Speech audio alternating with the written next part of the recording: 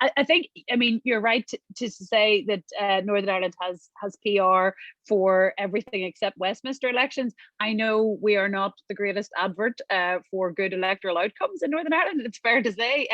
But at the same time, what positive things are happening here electorally, in terms of kind of slow change in the Assembly, do come about as a result of PR, STV and kind of transfers. And that includes, for example, 2 new Green Party MLAs in the most recent elections. And it does allow people, yes, a lot of people still kind of vote in older blocks and in kind of an older style way, but it allows people who want to kind of explore alternatives to do so. And for example, in the 2016 Assembly election, our party that would traditionally be, and is, a nationalist party in terms of aspiring to Irish unity, and therefore drawing our electoral support from largely one side of the community. There's no other way of dressing that up, but we're able to cooperate more with a moderate unionist party. And that was just a way that, because of the system,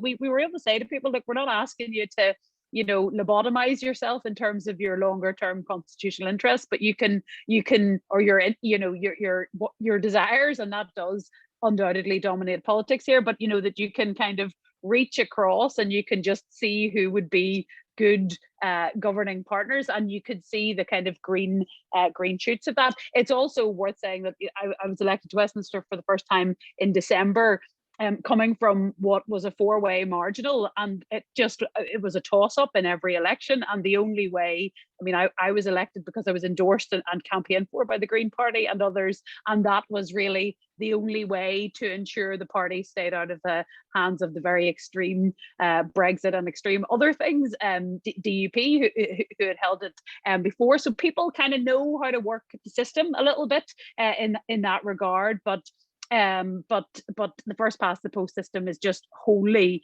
unsuited to a society like this. But just generally, all of the things that we've discussed tonight in terms of universal basic income, in terms of really negative outcomes in policing and Green New Deal, none of them are going to happen if the Tories continue with the massive chunky majority that they currently have.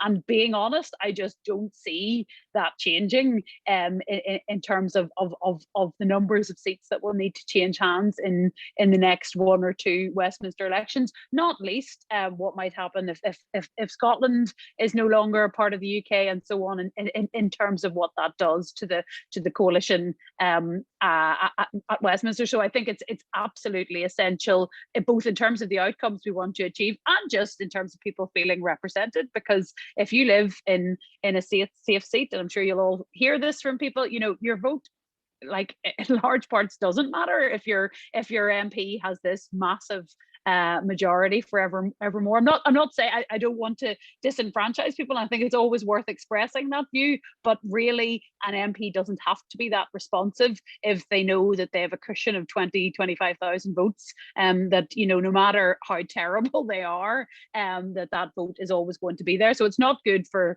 democracy and achieving elected representatives that are more reflective of the population and that are palatable to a larger number of people in the constituency.